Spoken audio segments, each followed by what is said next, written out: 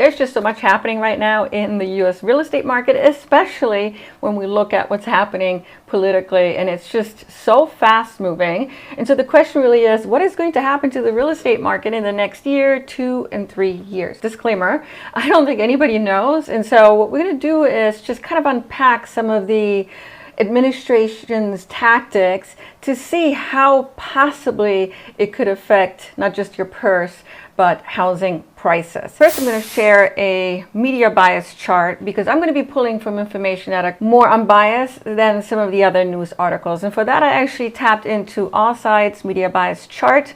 And as you can see here, on the center is articles or magazines such as Newsweek, Reuters, the Wall Street Journal, the Christian Science Monitor, NBC, and then, of course, Fox News is going to be on the far right and CNN on the left, which is not surprising. So as much as possible, my information is going to come from the center. And if you wanted to see the information on allsides.com, I'm going to link to it in the description section of this video. But essentially what they're saying is that the bias chart is based on over 2,400 All Sides media bias ratings that inform our balanced news feed and are powered by people like you.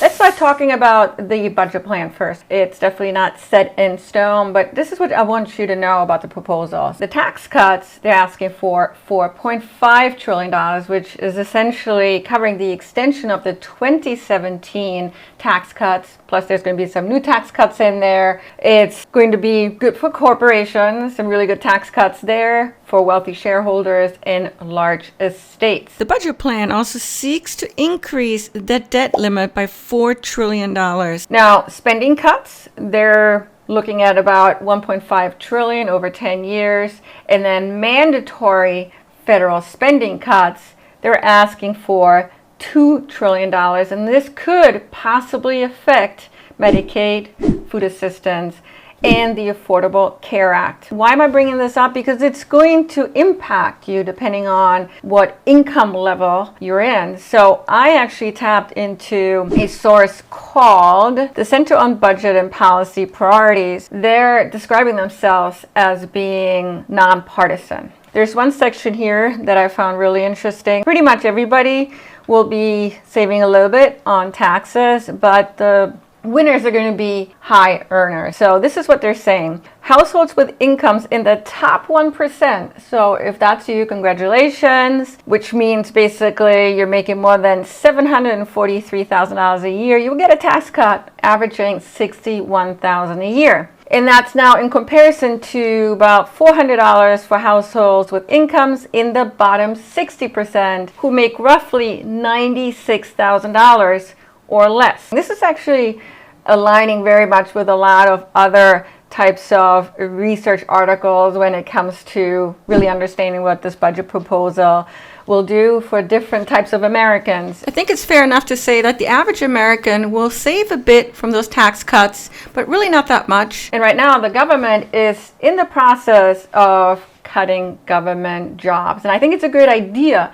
to run after efficiency, always becoming more efficient. I don't think that's ever going to be stagnant. I think it's a moving target and smart move. So I actually like what DOGE is doing in that sense. The Department of Government Efficiency, spearheaded by Elon Musk. Now the question I do have though is, are they cutting too much? And are they having enough oversight in the programs that are being cut? I don't have the answer. I'm not in government, so other people can figure that one out. But here's what you need to know. So essentially, the Department of Education, many positions have already been cut, and the government is actually looking to shut that down. Also, when it comes to U.S. aid, many folks are already laid off or sent home, and it's looking like U.S. aid may be shutting down as well, or will be highly cut down in size. And the same holds true for the Consumer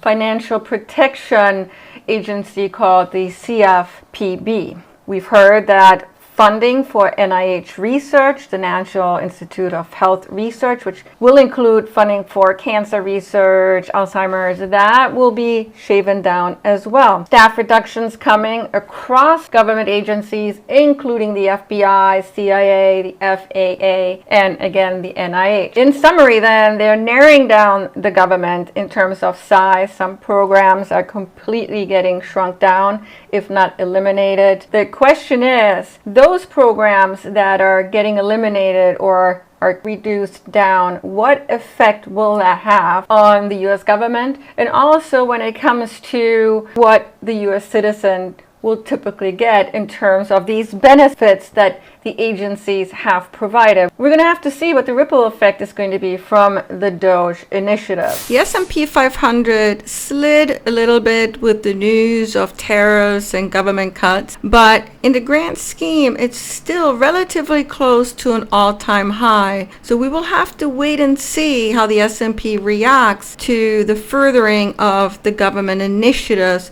in this administration. If the high earner is going to be making the most from these tax cuts, if the average savings is around $61,000, if the stock market continues to do really well, we can expect the luxury housing market to excel. The average American with a possible savings of maybe $400, not sure that's really going to make much of a difference when it comes to the housing market. So then we have to ask the question of what will the tariffs do? Will they actually eat into those $400 savings? Just for comparison purposes, here is a news headline from Fox News. And it made me think in the big picture, is this a reconfiguring to try to get America to use American products here in America, from oil to gas to lumber that we have to our automobiles? And wouldn't that build up the middle class? You can't say that because the reason why we have a special dispensation to do this is a 1977 law that said in case of emergency, you could put on tariffs. The emergency is fentanyl and it's real.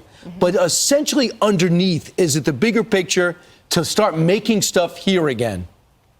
I think that is spot on, Brian. Now let's look at CNN. What are they saying? Here's their headline. Overnight, China laying out their retaliatory tariffs. They said that February 10th, they're going to impose a 15% tariff on coal and liquefied natural gas that's coming from the United States, 10% tariff on crude oil, agriculture machinery, and some vehicles. But that's not all. They're also going to impose new export controls on metals. They're adding 2 U.S. companies to a sanctions list, including the parent company of Tommy Hilfiger and Calvin Klein, and they're launching this anti-monopoly Google investigation. So when you put it all together, this looks like a relatively measured response from China, right? They could have done more, and yet this does open the door to a potential tit-for-tat situation. The Canada and Mexico tariffs, those have been put on hold. We'll have to see if they're actually going to get reinstated. But when it comes to China, just recently he announced a 25% tariff on imported steel and aluminum. If the U.S. passes overall tariffs on Mexico and Canada, knowing that we import a lot of lumber, for example, from Canada, materials used in new construction, it could increase inflation, and new construction homes could be much more expensive in the future. So that could weigh into the housing market. Tariffs are paid by those companies who are importing the goods. The money gets sent to the government. The companies who are importing the goods have a few choices here. They could either allow the extra cost to eat into their margin, or they can pass on the increase in cost to the consumer. And in many cases, that's exactly what happens. And that's why products could become more expensive, those that are impacted by specific tariffs. And if it becomes more expensive, that will induce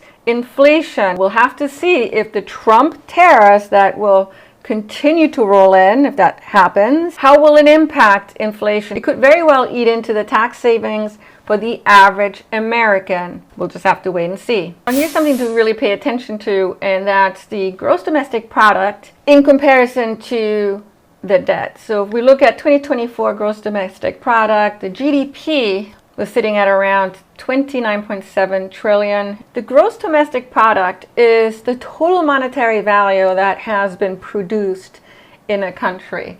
And that was actually up by 2.8% from 2023. So in essence, over 1 year's period, we have increased the total output. The national debt as of February 13th was standing at about $36.22 trillion. And so the debt to GDP ratio is estimated 122%. The lower that number, the better it is, because generally it would signify that a country's total debt is smaller relative to the size of its economy.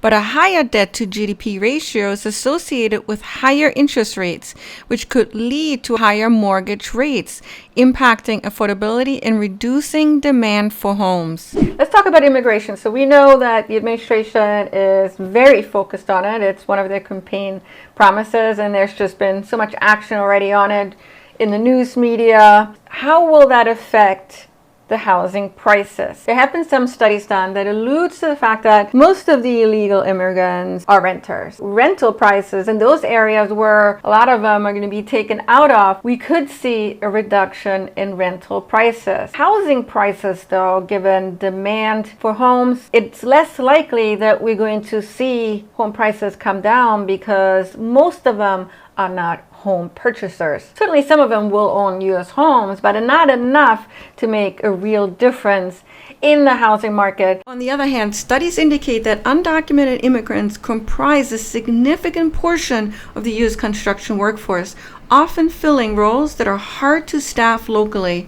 Removing these workers could create a labor shortage, resulting in higher wages and increased construction costs. These increased costs will likely be passed onto the consumers through higher prices for new construction homes. Trump did sign an executive order that actually targeted the housing market, making it more affordable. It wasn't very specific, and so the idea is probably that this is much more of a, okay, we're letting you know that we're going to be taking this serious and we're going to try to assist here. Now, in the past, when he was campaigning, he talked a lot about deregulation that could help the production of new homes, and it could also make it more affordable actually across the United States when it comes to new construction deregulation. A 2021 study from the National Association of Home Builders shows that government regulations across various levels can significantly drive up construction costs. These regulations are estimated to increase the final price of a single-family home by about 24%, amounting to an average addition of roughly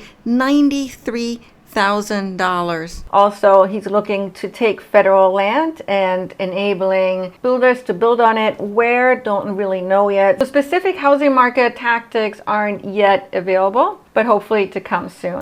We're just all gonna have to wait and see how this all continues to shape out, especially the ripple effect of the initiatives that have already been in process and new ones coming down the pipeline. So watch the market, watch the numbers. Thank you so much for tuning in today, you guys. I always appreciate it. Have a great day.